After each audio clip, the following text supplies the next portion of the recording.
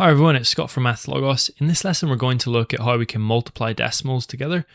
And there are different methods for doing this. The method we're going to look at in this lesson is converting to fractions. Let's jump into our first example. Calculate 0.3 multiplied by 6. So in line with what we're aiming to do this lesson, we're going to convert to fractions. So we'll turn the 0.3, which is 3/10, into a fraction. And then we'll turn the number 6 into a fraction. Well, 6 as a fraction is just 6/1.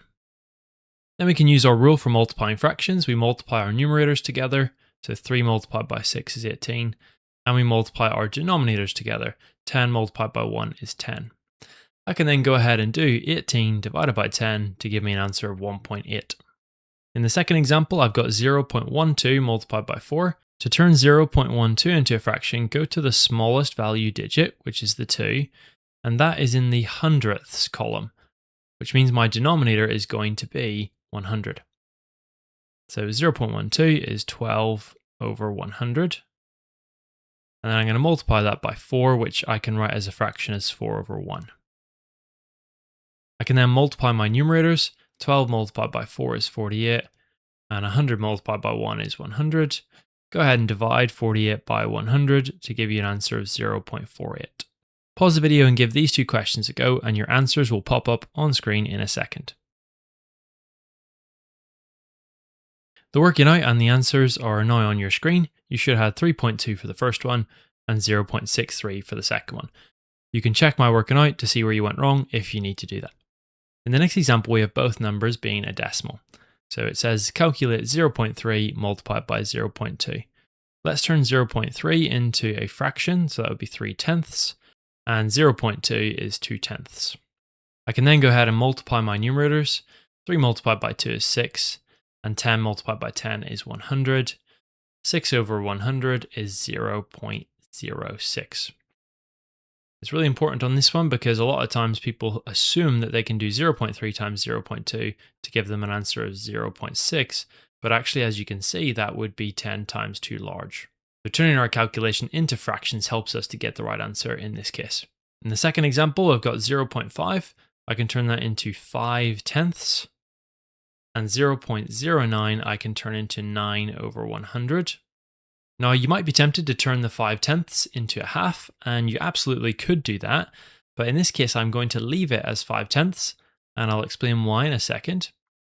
I'll go ahead and do 5 multiplied by 9 to give me 45. And I'll go ahead and do 10 multiplied by 100 to give me 1000. I can then divide 45 by 1000, which gives me 0.045.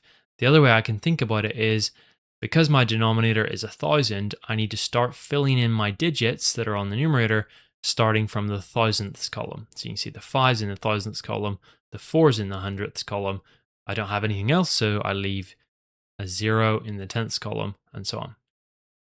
Now, the reason I didn't turn the 5/10 into a half in this case is because if I had have done that and then multiplied my numerators and my denominators, it would have given me 9/200, which I'd have to do some work anyway to turn that into a decimal. So the reason I left it as 10 is to keep the denominators as powers of 10 to allow me to change the fraction into a decimal using place value. Pause the video, give these two a go, and your answers will pop up in a second. All right, your answers are up on screen. You should have had 0.45 and 0.033. Our next example involves a decimal which is greater than 1. We have 1.2 multiplied by 0.4. In the same way as before, I'm going to go to the digit which has the smallest value, which is the 2. That's in the tenths column, so it tells me my denominator is going to be 10. And what I put on my numerator is both the digits 1 and 2. So 12/10 is 1.2. 0.4 I can write as 4/10. Now what I can do is I can multiply my numerators. So 12 multiplied by 4 is 48, and 10 multiplied by 10 is 100. 48 hundredths, or 48 divided by 100, is 0.48. In the next example, we have what's called a recurring digit. So as you can see, it's 0.3, and this little dot above it means that the digit 3 rather, recurs forever indefinitely like this. So 0.3 recurring is 0.333, and the 3 would continue forever. Now I need to know that that is equal to 1/3. That is just something that I need to know. The 0.6 I can write as 6/10 like this. Then I'll go ahead and multiply my numerators together. So 1 times 6 is 6, and 3 multiplied by 10 is 30. In all the previous examples, the denominator was a power of 10, but in this case, we don't have that. So what I can try and do is I can try and simplify this fraction. To do that, I'm looking for the highest common factor of 6 and 30.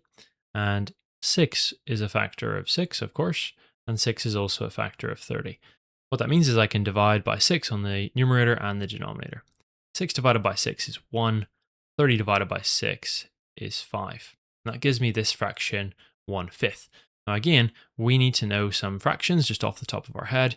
1/5 is 0.2. If you didn't know that, turn the denominator into a power of 10. So obviously I've multiplied 5 by 2 to get to 10. I need to multiply 1 by 2 to get to 2, like that. And then 2/10 is 0.2. Pause the video and give these two questions a go. Okay, let's go through them. So 2.1 we should have turned into a fraction as 21 over 10. And 0.3 is 3/10. 21 multiplied by 3 is 63. And 10 multiplied by 10 is 100. 63 divided by 100 is 0.63. So you should have had that for your first one. For the second one, we need to know that 0.1 recurring is 1/9. And that's just one of these facts that it's really helpful to know. 0.2 recurring is 2/9. 0.3 recurring is 3/9. Now we know that more readily as 1/3, of course, and so on. So you can see this pattern. So that's what we're going to use to help us do that. 0.1 recurring is 1/9. And 0.18 is 18/100. Now what I can do is I can do some cross simplifying. And what I mean by that is I can divide through by 9 on the denominator here to give me 1, and divide through by 9 on the numerator to give me 2. 1 multiplied by 2 is 2. 1 multiplied by 100 is 100. My answer is 2/100ths, which as a decimal is 0.02. So well done if you got that one. Let's look at our last example, which is a little bit trickier. I've got 0.6 recurring multiplied by 0.625. 0.6 recurring is 6/9, and you might be able to simplify that right away to 2/3, that's okay. And 0.625 is actually 5/8, and that's something I need to know as well. Helpful way to remember that is that 4/8 is obviously a half, it's 0.5, and 1/8 is 0.125. And of course, if I add 4/8 and 1/8, I get 5/8. And if I add these decimals together, 0.5 and 0.125, I get 0.625. Okay, so that's one of those ones that we need to know. Then what I can go ahead and do is simplify my fractions where I can. I can simplify my 6/9. I can simplify my 6/9 if I haven't done that already to 2/3. And my 5/8 I'm going to leave as is for now. From here, I can do my cross simplifying. So what I can do is I can divide through by 2 on the numerator up here and on the denominator down here to give me 4. And now that I've done my cross simplifying, I can go ahead and multiply my fractions. 1 multiplied by 5 is 5. 3 multiplied by 4 is 12. So my answer is 5/12. And I get this answer of 5/12. Now I could just leave my answer as a fraction and that would be absolutely accurate. But let's say I wanted to turn this fraction into a decimal. The way to do that is to consider this fraction as 5 divided by 12. Now, what I can say is that dividing by 12 is the same thing as dividing by 4 and then dividing by 3. I could also think of it as dividing by 2 and then dividing by 6, but let's go with this way. I can then do 5 divided by 4 off to the side in my little bus stop.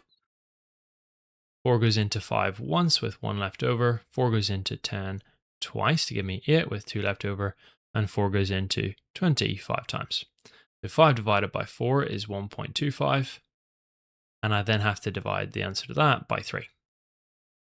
Again, in my bus stop, I'll do my 1.25 and I'll divide through by 3. 3 goes into 1 0 times. Exchange my 1. 3 goes into 12 4 times with nothing left over. 3 goes into 5 once with 2 left over. 3 goes into 26 times to give me 18 with 2 left over. 3 goes into 26 times with 2 left over. And what I can see is I'm getting this recurring digit. The 6 is going to continue to recur.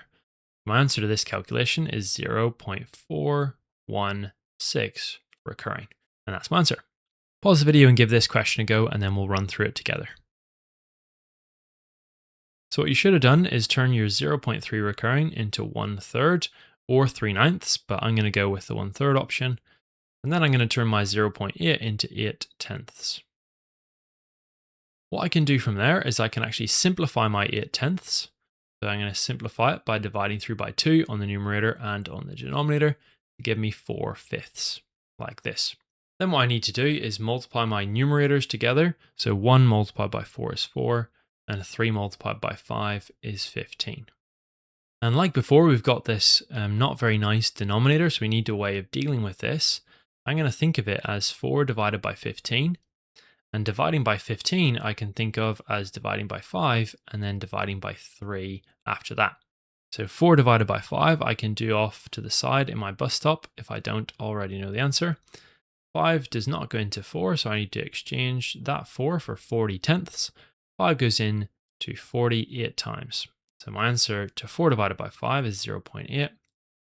And I then need to divide that 0.8 by 3. So let's take our 0.8, put it in our bus stop, divide through by 3. 3 does not go into 0. 3 goes into 8 twice to give me 6 with 2 left over. 3 goes into 26 times to give me 18 with 2 left over. 3 goes into 26 times with 2 left over. And what I can see is, again, this digit 6 is going to be recurring. There's going to be those forever and ever. What I can then say is 0.8 divided by 3 is 0.26 with the recurring symbol above the digit 6. So that's the answer you should have got. If you're using our lesson booklets, please complete exercises 1 and 2. Thank you for watching this video.